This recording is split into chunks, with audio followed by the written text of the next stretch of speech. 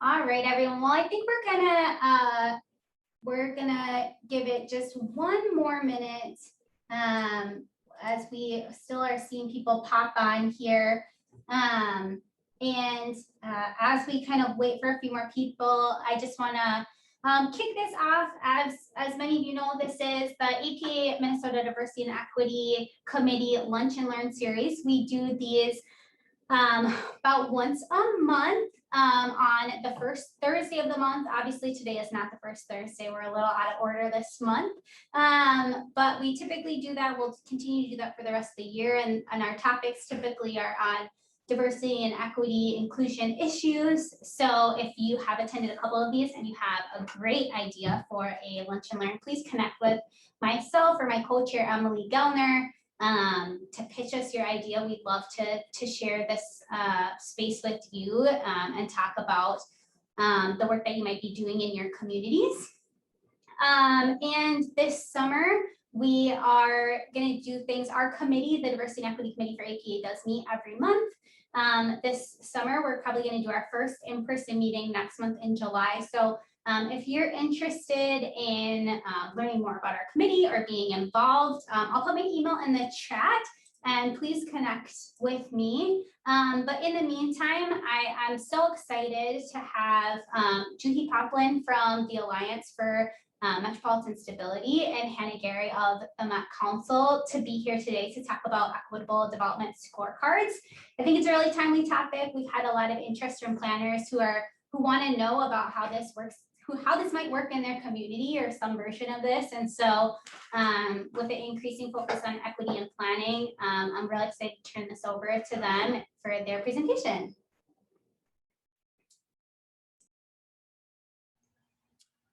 Thanks, Sue. We are actually just going to start with so it's great to know that there is interest and conversation about equitable development. And so we're actually going to just start out with a kind of interactive piece using a resource called Menti to find out what you guys have been using or what do you know about the scorecard. So Hannah, do you want to? Yeah, so Peggy Sue has just posted a link in the chat here, and I am going to share my screen. And so we have a question here. We'll just ask you to click on this link and answer a multiple choice question, and we should be able to see the answers come in as we go.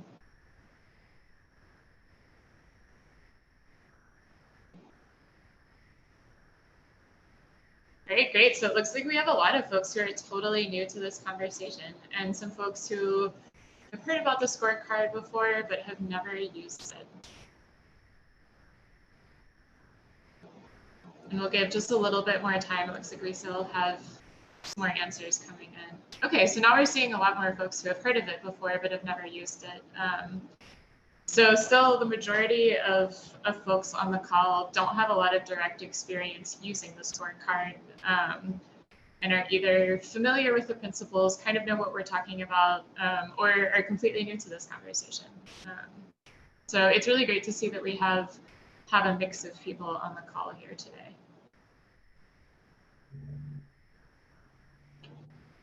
Absolutely. So thank you. Thanks everybody for participating. It's helpful for us to know kind of where people are at with the tool and what the familiarity is. So I'm going to start the conversation today by talking, by getting us a little more together on what we're talking about in regards to equity, and then to provide introduction to the tool, the Equitable Development Principles and Scorecard.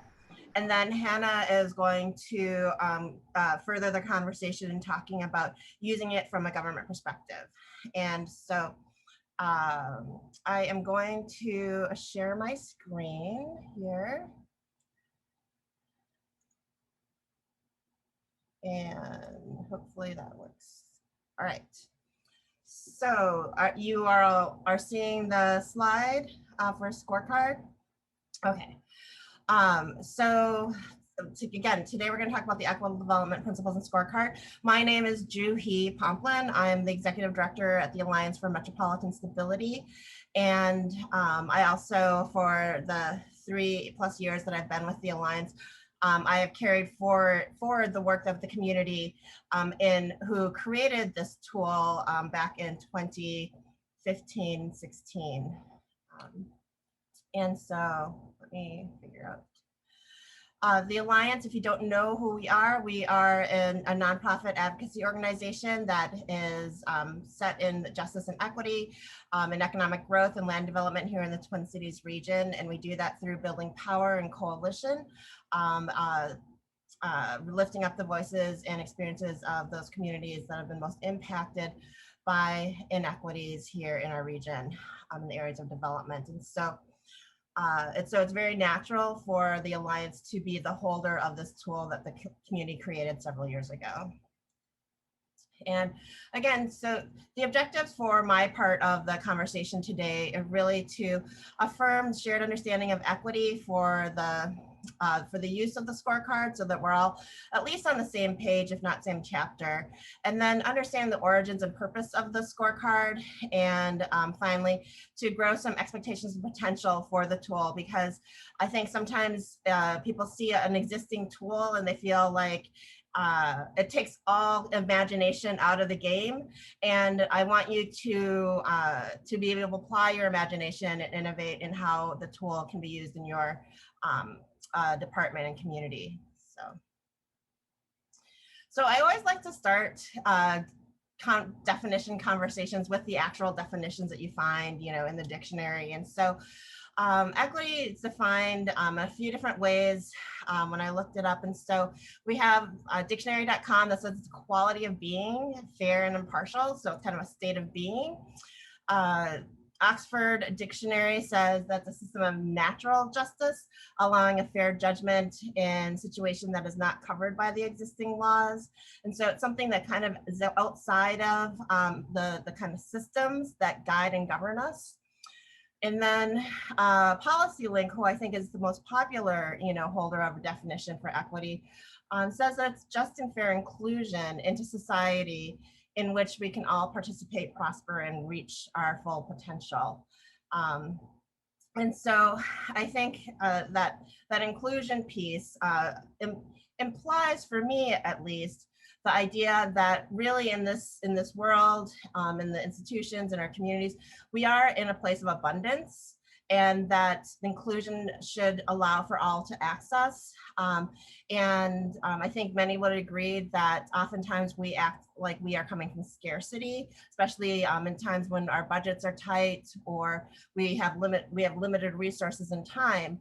But that doesn't mean that the outcomes of any project have to be coming from a point of scarcity. And I'm going to go through this kind of quick because I have a lot of slides, but not a lot of time. So I'm also going to share these slides with Peggy Sue later, if there's anything that you wanted to read further at a later time.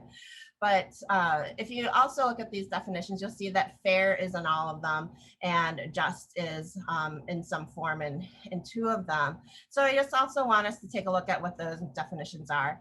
And so when we talk about what fair from dictionary.com, the most common, if you type it into Google, fair is in accordance with the rules or standards. And so that again kind of assumes that there are rules out there that if applied, in an unbiased way, they would allow for, equity, inclusion, and equal benefits for everybody. But again, we're here because we know that that's not true. We know that the systems that we govern from were built on a system of white supremacy and racism. And that is why we're here, is to figure out and reflect on where are those elements embedded? What is preventing our communities from finding equity, from addressing disparities on a systemic level. And so just talking about fairness is not enough. And so the addition of just, and that's based on a behavior according to what is morally right or fair, kind of adds to the fact that we know that not only within the rules are there certain things set, but we know inside when things are right or wrong too. And so I think putting that all together for the inclusion and shared benefit really kind of embodies what we're wanting to talk about in equity today. And so at the Alliance, again, being that equity is so hard to just definitively define, we have identified 4 core principles that we think are embedded within equity. And it's not an exhaustive list, but we do think it's an essential list of principles or qualities that we should all be striving for when we're doing equity work. And so that includes the fact that equity is a human right, that just like the policy link definition suggests, that everybody has the right and ability, and the systems allow for everyone to access these benefits that are being put forward into our society and community. And so there needs to be a total agreement that it's a human right, and that we should not be looking to create exclusion, right? Any project we work on, we want to have a positive impact on on our communities as a result of the project. There's no reason any of us should be trying to harm anybody. And so again, part of the process of incorporating equity into your work is making sure that you are not doing further harm to communities. Equity is intersectional. You probably have heard that, my oppression is bound to your oppression. And so addressing just one community or one layer of ism does not address all communities and all oppression that has been layered into our society for centuries, right? And so we must be thinking intersectionally. We can't be thinking siloed or to just one community or aspect of people. And that equity must be claimed and defined by those most harmed by the systems of oppression. So I know oftentimes when we're talking about equity, a community might want to include seniors and elders into their definition of equitable communities, or youth into those definitions. And I agree that oftentimes seniors and youth can be excluded in processes, so there's a need for intention in that. But when we're talking about equity, we're really talking about that, historic, systemic, intentional oppression and exclusion of people of color, Indigenous people in America and in our communities. And so, so when we're talking about equity specifically with the scorecard, we are very much talking about communities of color and Indigenous communities. And then equity must fundamentally be about building power, capacity, and leadership to annul the structural and institutional racism. Again, we often talk about in opposition to equity is the exclusion, that how is decision-making being made, how is community engagement and community voices being included.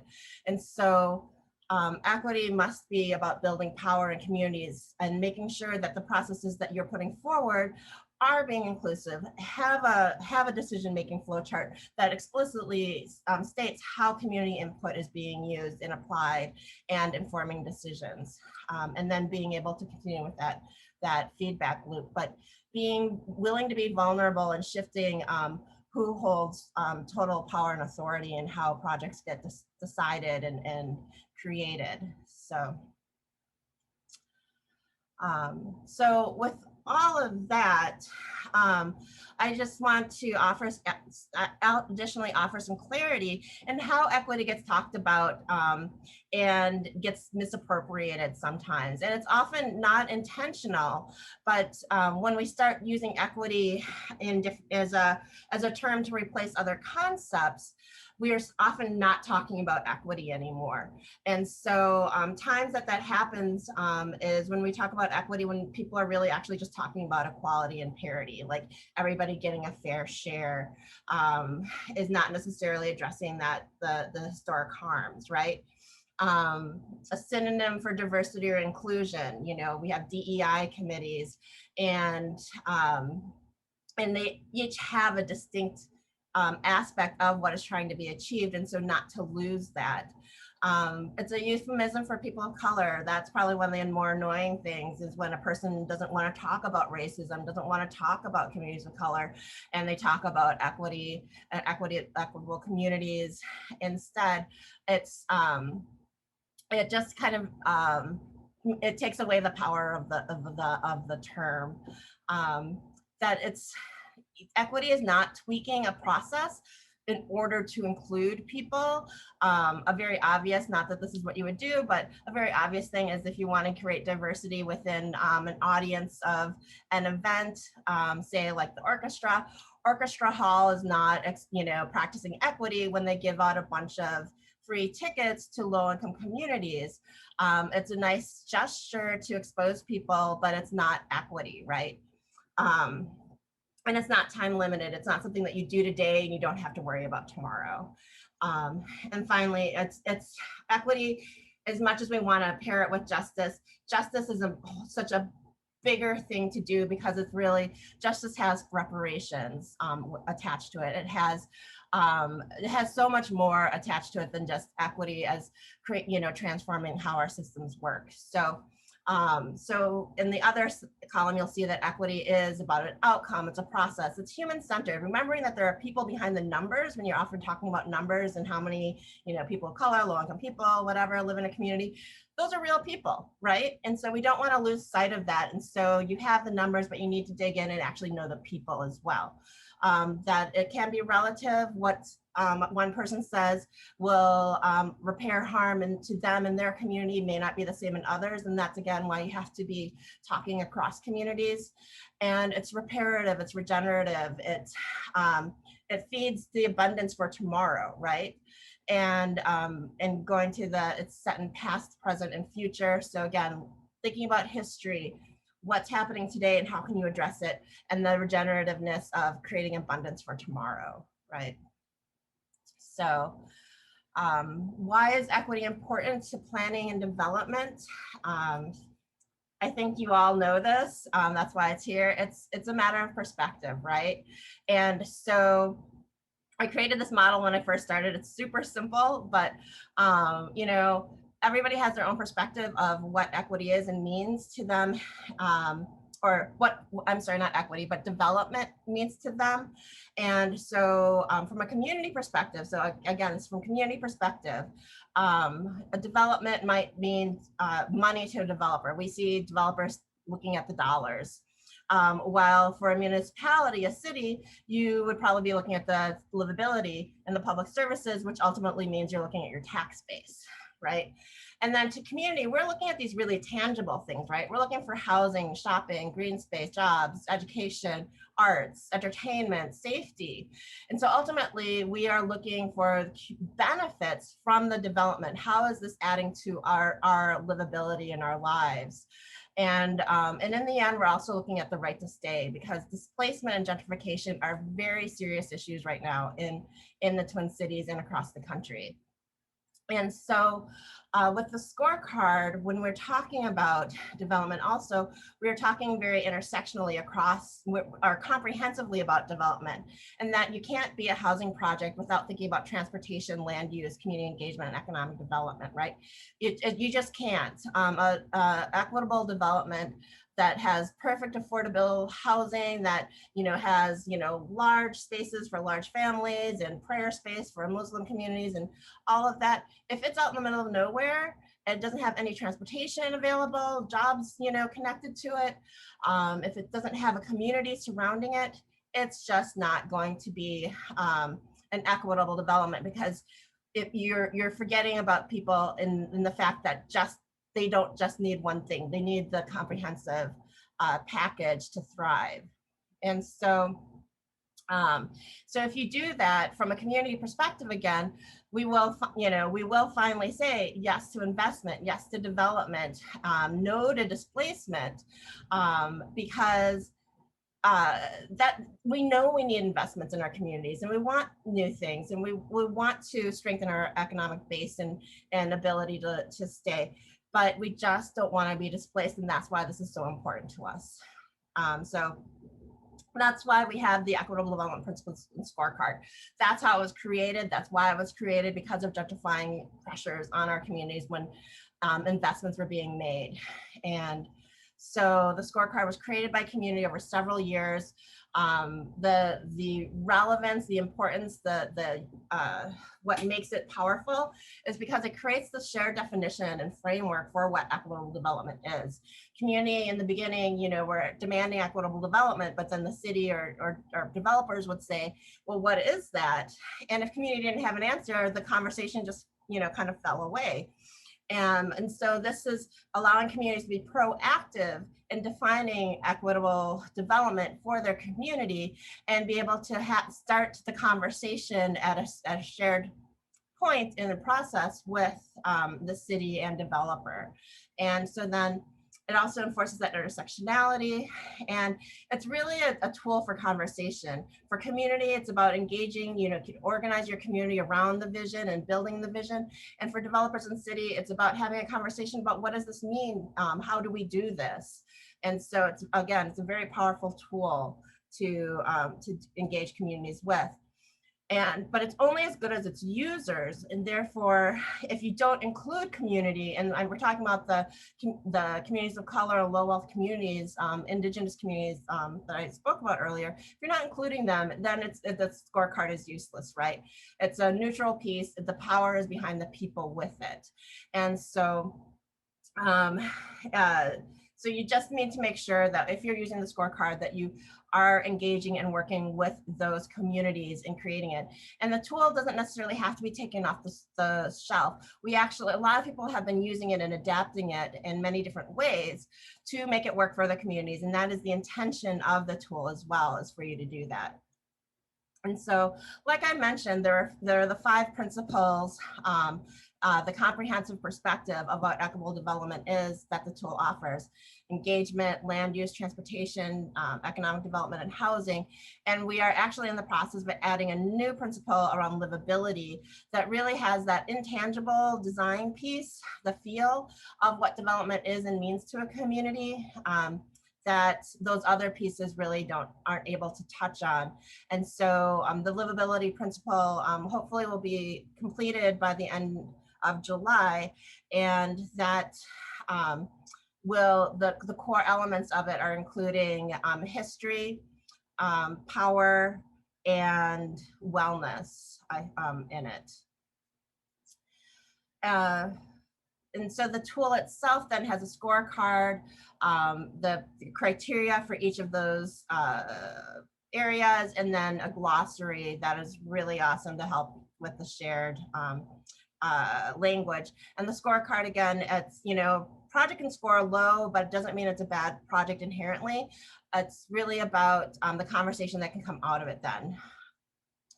And then finally, there's all these adaptations that have been created from it. And so the tool has been used not just to look at specific development projects, but actually to look at how our resources allocated to City of St. Paul is incorporating the principles in looking at zoning, applications, to master planning projects. And so the tool is being used in many, many different ways than just what it was initially thought around.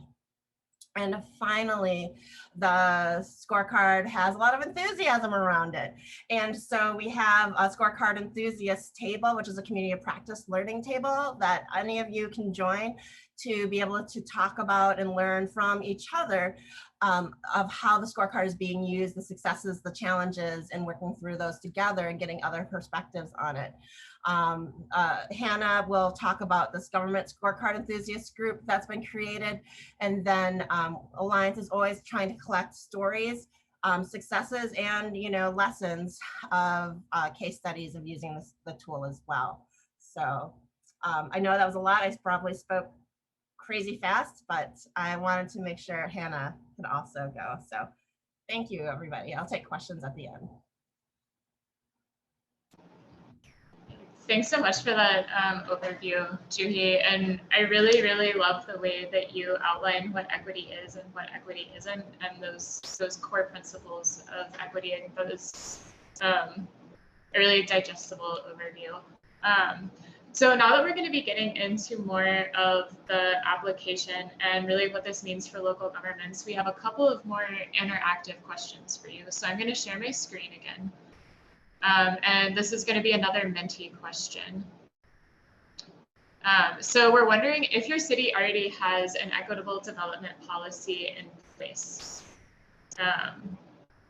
So as this is just like the earlier question, you can just answer in the multiple choice, seeing the answers come up on the screen. So it looks like the majority of people don't have one in place yet, but they are working on it.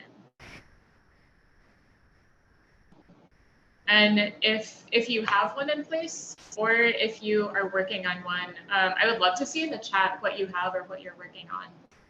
If you could just post that there. Personally, I'm just really curious what cities around the region are doing in terms of having equitable development policies in place.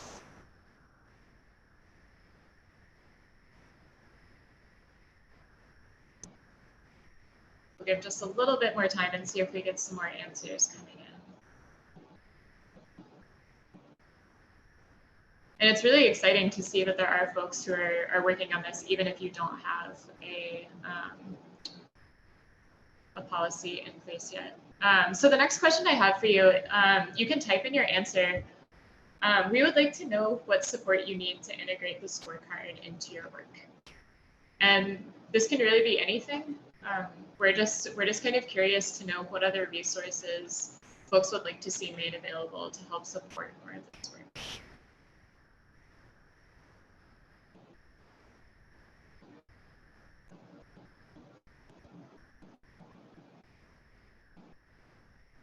So we have lots of examples, data on how it improves life for everyone, tools for residents to engage their community leaders. So we have a couple of examples here, deep community relationships, it's always really important. Buy-in from planning department, city council, and mayor. Looks like several people would like to see some more examples of how this is being used.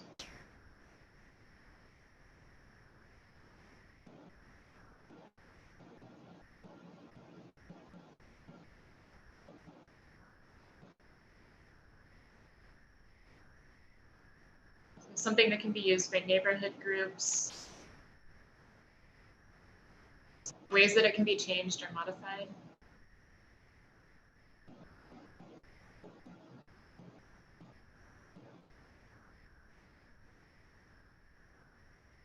Training on equity, can you come to our city?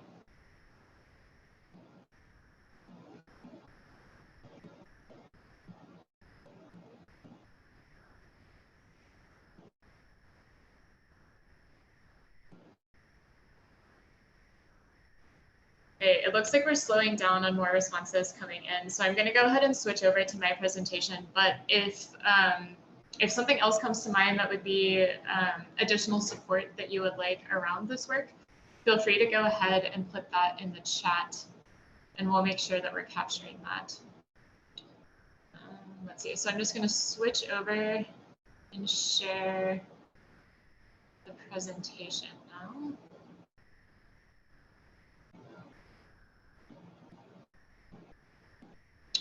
Okay. So again, my name is Hannah. My pronouns are she, her, and I work with the Livable Communities Act at the Metropolitan Council, managing the Livable Communities Demonstration Account, or LCDA. And today I'm going to be talking about the role of the city in the scorecard and how the city can support both using the scorecard and just bringing these principles into our work more. So the city has a unique role in using the scorecard.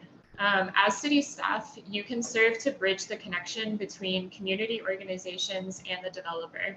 You can serve as a conversation convener and get different stakeholders to engage in this conversation. And as a city, you're setting priorities for the development that you want to see in your city. And this is something that developers really pay attention to, since ultimately you're going to be the one approving or denying the development. So the city staff can use the principles that are outlined in the scorecard to shape the priorities that you're setting for development in your city. So you can prioritize projects that are increasing affordable housing options. You can require more robust community engagement processes, encourage environmental sustainability, or support increased density. And the scorecard can also be used as a framework to prioritize projects receiving city funding. So if a project is meeting the principles that are outlined in the scorecard, they might be more competitive for public funds. And thinking just a little bit more broadly, the scorecard can be used to assess changes to city policy. So thinking about whether or not new policies include the principles that are outlined in the scorecard and will ultimately support projects that are scoring well on the principles that are in the scorecard. So how can you use the scorecard? There are a few ways that the scorecard can be used to support the work that you do at the city level. And like Juhi mentioned, the scorecard can be used as a framework to have conversations with the developer and with community groups around a development project. And a lot of that value in the scorecard really comes in having those conversations about the development project and bringing community vision to the table with the city and with the developer. And the scorecard gives you some concrete elements to focus on. And Juhi had mentioned the glossary. The glossary is a really great tool to be able to develop some shared language so you can make sure that you're talking about the same things. City staff can also use the scorecard to help create your internal community engagement process and help determine which sections are priorities for community. So for example, if housing is a priority for your community, then this is a place that you should really focus on. You can also use the scorecard to ask community members what it means for them to have these principles in their community. So again, when Juhi was talking about equity, it's really important that you are co-creating that definition of equity with the people who are most impacted by your project. So what does safe and accessible transit look like? This might mean different things for different people. Or when you're citing affordable housing, what amenities might future residents want? So it's important to go through, when you're having these conversations using the scorecard as a framework, it's important that you're going through and making sure that you're contextualizing all of those answers with the community in which you're working. And finally, so the scorecard outlines general principles that are part of equitable development. And these principles can be integrated into how you do your work, how you review projects, and again, the priorities that you set as a city for development. So I can give an example of how this was done in the LCA program. We've integrated these scorecard principles into the way that we score projects that are coming in through our grant program. So all of the projects that come through LCA are being scored on principles that are in the scorecard. And by looking at where you can begin to integrate these principles into city process, whether it's through inclusionary zoning, adopting environmental sustainability minimums, or updating your land use policies, you can begin to embed the principles of equitable development beyond just looking at scoring a single project. And just another note on using the scorecard, one really tangible way that the city can support the scorecard work is by providing demographic data to developers and community organizations about who lives in the project area. And this can give a helpful starting context to see who you might be missing in your engagement process, and just generally gives more context to the project area. And I'd like to give a quick plug for the Metropolitan Council's Equity Considerations dataset. This is a newly available data set that's replacing the old areas of concentrated poverty data set, just to give a better, more complete picture of neighborhoods. And one of my favorite data points that they have in this set is affordable daycares within a 3-mile radius, because this is a really big impact on people's lives, on whether or not people can work in the area. If folks don't have access to affordable childcare, then employment opportunities that might seem accessible end up not being accessible because they don't have any childcare options. So as you're looking through and giving more more of that data project context to the area, I highly recommend looking at this equity considerations data set, and I can put a link to that data set in the chat at the end of the presentation. So as a general rule, you should always be considering who benefits and how. So when you're filling out the scorecard with community members and the developer, always be thinking about who benefits from each of the elements as you're going through that scorecard. And asking yourself if you are intentionally censoring residents or employees who have been excluded from public process and have felt the biggest impact of systemic oppression. And how are these stakeholders benefiting from the project? This is another reason that it's really important to go through the scorecard in partnership with community to understand how the community is viewing who benefits from the project and how. So getting into some examples, I saw that there is requests for some examples, and if anyone's interested later on after the session, I would be happy to go into some more detail. So I have some examples of some not as good practices and some good practices. And I didn't want to necessarily say that they were bad examples, because taking the initial steps to at least have these conversations and starting to get your city and developers that you're working with to think about the equity implications of development projects is a step in the right direction. But I have definitely seen scorecards that had better practices than others. So in the not as good examples, the biggest thing that I have seen is the scorecards were not done in partnership with community. They were either done only by the developer or only by the city. And like Juhi was saying, it really misses the power of the scorecard if you're not completing the scorecard in partnership with community. Just kind of a general note on this. It's not uncommon to see scorecards being reported that there has been robust community engagement because the developer is working with the city. While it's great to see that the city is on board with the project, that the city is involved in the project, this isn't really what community engagement means in this context. So with community engagement, you're really going out to where people live, work, or play in your community, involving them in the development process and giving them agency in that process, giving them a voice, giving them decision-making power. So partnerships with the city and other public agencies are important, but engagement is a lot more than that. And in doing engagement, it's always helpful to look beyond just engaging with the neighborhood association. That can be a good starting place. Neighborhood associations might help you get in touch with other residents or find other groups to connect to. But it's always important to be thinking about other ways that you can reach people, looking at schools, faith groups, sports groups, trying to find key leaders in communities that you're hoping to reach.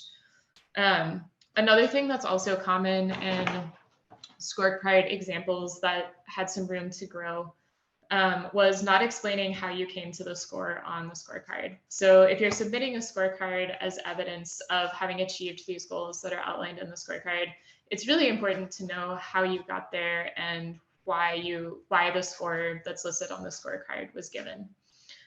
So moving over to some good examples that I had seen. Good examples of the scorecard that I have seen were completed in partnership with community and noted who they were completing the scorecard with. And kind of beyond just completing it in partnership with the community, those conversations with community were used, or the scorecard was used to frame how those conversations were happening with the community and bringing more voice to what community members were saying they wanted to see in their neighborhood. So for example, some of the best examples I have seen explained how the design of the project was being responsive to the community and how it would represent the culture of the community that was being served, because the scorecard was completed in partnership with the community being served. So they could really go through and talk about why this design was important and how they wanted it to reflect the residents that were living in the neighborhood. These scorecards also consider who is being impacted and who benefits from the project. Another good practice is talking about why the design of the site and why the site itself matters to the community. So think about what impact your project is having on residents and why the space is important to them and how you're going to reflect that through the project, through the design of the project. And that really comes from giving voice to the people that you are engaging with and making sure that that's being shown through your project. So yes, it does take extra time and it does take extra resources. It takes time to develop relationships with the community and to build trust with residents, but you really can't afford to not focus on equitable development. Right now, we're looking at changing demographics and increased needs for community resilience. Minnesota sees some of the worst racial disparities in the country, and planners, folks working in housing, folks working in economic development are in a position to help close those gaps. And the scorecard is a tool on the path to doing that. So these principles really need to be integrated into our work rather than living on just a project-specific review basis. LCDA and TOD pre-development grants can help support some of this work. So if you're interested in learning more, definitely feel free to reach out to me. I am more than happy to talk with you about pre-development opportunities and how pre-development funding can help support some of this work. We have another round of funding applications are due July 21st. So if you're interested, just send me an email and I'm happy to talk with you. So I wanted to end this section with just a few recommendations about equitable development and how the scorecard can help support you in including these principles in your work. The first is to think about the power that you have in your position and how you can use that power to elevate the voices of people who have been intentionally shut out by oppressive systems, and critically examine the policy and practices of your organization and how those policies and practices are continuing to support oppressive systems of white supremacy. While the scorecard is looking at equity in general, Juhi talked about this during her presentation, it's really important to remember that the largest disparities we see are falling along racial lines, and to consider how intersecting identities might be impacting someone's lived experience. So the scorecard is a tool to develop conversation and develop shared understanding, but it's not the only thing that can be done. So as planners in positions of power, we really need to be looking at how we can integrate the principles of the scorecard into how we do our work, not just scoring development projects as they come through. So thinking about if comprehensive plans and small area plans are reflecting principles in the scorecard. Are our community engagement practices prioritizing those who have been intentionally excluded from planning process in the past? Are we engaging people early? And most importantly, focusing on who we are engaging. The next recommendation is to use the scorecard to improve future projects. If a project didn't score well, you can use that information and the conversations you're having with the developer and with the community to improve future projects, and not just let all of that engagement live only with a single project. And finally, change policy. This is something that I am really interested in, and see where the scorecard can be integrated into city ordinances or policies. As you're having conversations with community groups, see how the city can support policy change or city investments that further that community vision. For example, look at inclusionary zoning, environmental sustainability requirements, design requirements, improved multimodal connections, or even thinking about your procurement systems. Right now, we are expecting to see equitable outcomes come from single development projects, and we're filtering those projects through inequitable systems. So we really need to change the systems in which we work. And oftentimes these systems are living with a few, or this work is living with a few staff members at an organization who feel really passionate about this work. But then what happens when those staff members move on? And if these principles are not codified in our policies and in our systems, then we're going to just end up repeating the same patterns. So finally, this is my contact information. Thank you all for attending today and listening to this presentation. As Juhi mentioned, with the Scorecard Enthusiast group, we also have a government arm of that. If you have, excuse me. Sorry, air conditioner makes it really dry. If you have any interest in being part of the scorecard, in the government scorecard group, this is a group of government folks from various levels of government who are getting together to talk about how they're using the scorecard, what challenges they're facing, and kind of develop a community of support around using the scorecard. So please feel free to reach out to me. I'm happy to talk with you about that. I'm also happy to talk with you about any LCDA funding and how LCDA funding can help support you doing more of this work. So I will turn it back over to Peggy Sue.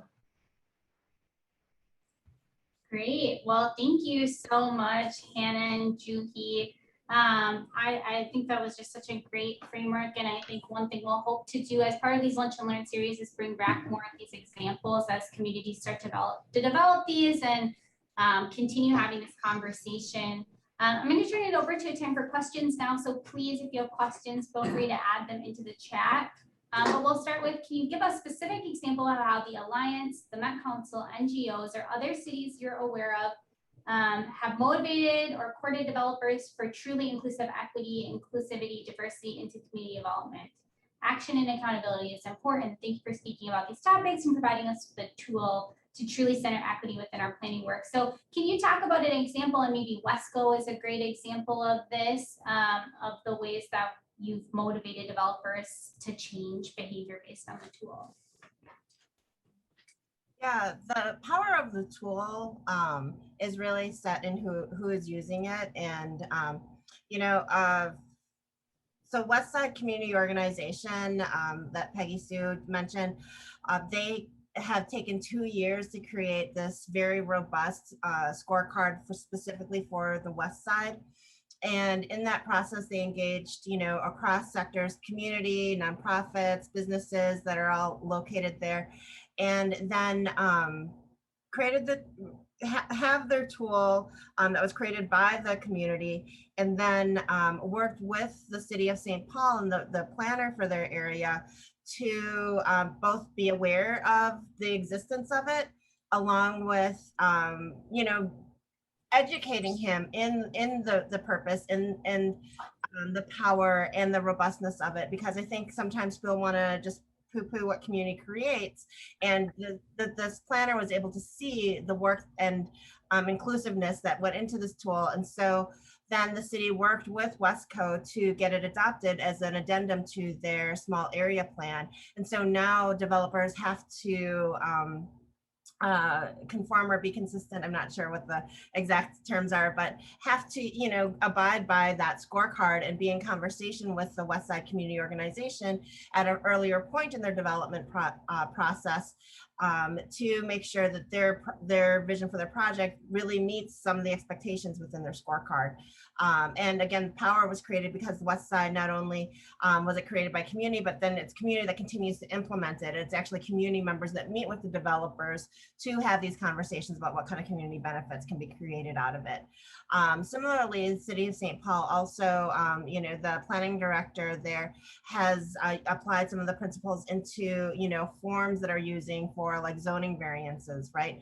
And so, so he's testing a form that can be used by developers to indicate how they've engaged community and what kind of equitable outcomes does this their project provide to the local community. And so I would say those are kind of ways that it's been enforced by cities. Otherwise, in Minneapolis, there's a neighborhood organization that worked to get the tool used with the developer, and they had not done that front end work of working with community to build the power behind it. And so the developer was like, well, why do I have to work with you on this? This is going to take time. This is going to take money. There's no reason for me to do this. And so community has to do their part, and then city, being solid on their side to support the community to do that, I think is the best way to get developers to take it seriously. And then there are some good developers out there that are inquiring about the tool because they want to engage communities, because they know the value and the money saved really in working with community on the earlier end rather than at the end, like you see the Lexington a lattice project in St. Paul, the challenges they've been having from not working with community. And Juhi, kind of building off of that, there's a question in the chat of, are you seeing developers kind of embracing this scorecard, or is there pushback that they just want to move asked it? Developers don't talk to me, so I can't say for sure what their stance is. But I think that there is interest in it because they hear, cities talking about it. They hear communities talk about it. There have been a couple of examples of developers using it on their own, and really honestly pissing off community because the developer, you can't use it in isolation. If there's no community with it in the effort, it's just a piece of paper, right?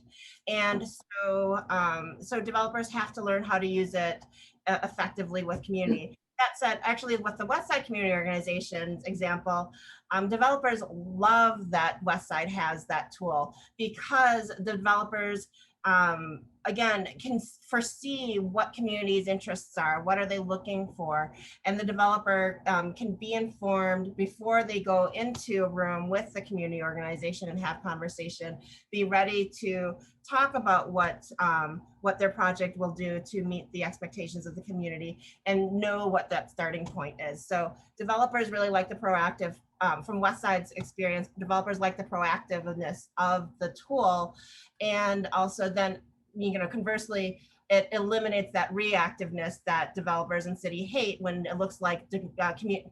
And again, it just looks like community. Community has their reasons, but where it looks like community is just hating on every investment and development in their community. But that's not the case. They just want to make sure it has those benefits for them as they are able to stay in their neighborhoods and their homes. And so it creates that framework that eliminates some of what some people might perceive as biases.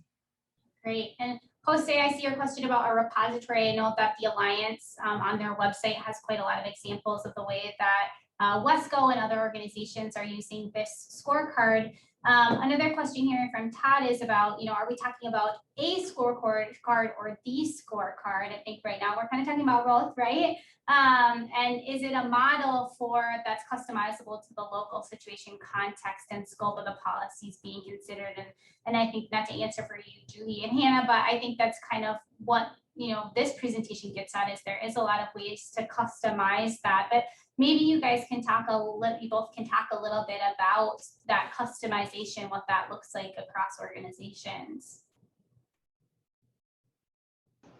Yeah, I can talk about that a little bit, kind of from more of this high level regional policy perspective. I think because the scorecard outlines those core principles of equitable development, it gives you an opportunity to look at the policies that you are creating or the projects that you're working on at a regional level and see if you're including those principles in what you're doing. So again, just coming from the regional policy perspective, I think that there is a lot of value in being able to customize and adapt the scorecard to the context that you're working in. I think equitable development looks really different everywhere that you're having development. So it's really important to be able to contextualize what's in the scorecard to a specific community. And again, for city governments to not feel like the scorecard isn't something that they can use even within their own internal work. Just because they aren't creating the same outcomes, those principles are still there to be able to integrate into what you're looking for in development as a city. And right, no community is the same. So it would be disingenuous to believe that the scorecard would function in the same way in every community, because there's such variation from community to community, what those populations look like, what equity looks like for each of those. So let's take a couple other questions in the chat about the Alliance's work about in greater Minnesota. Is there an application that you see for this, Juhi, or how this can be broader than just the Twin Cities? Yeah, I offered a response in the chat, but absolutely. The scorecard was created here in the Twin Cities, but given exactly what Hannah was talking about, that it's intended to be adapted to the local community, those local communities can take it as well. And, with COVID and everything going online, now it's natural that we do so much virtually nowadays. So I've talked to communities across the country, across the state, And the Enthusiast group, as again, as a result of being virtual nowadays, we have members from Texas and Michigan. So.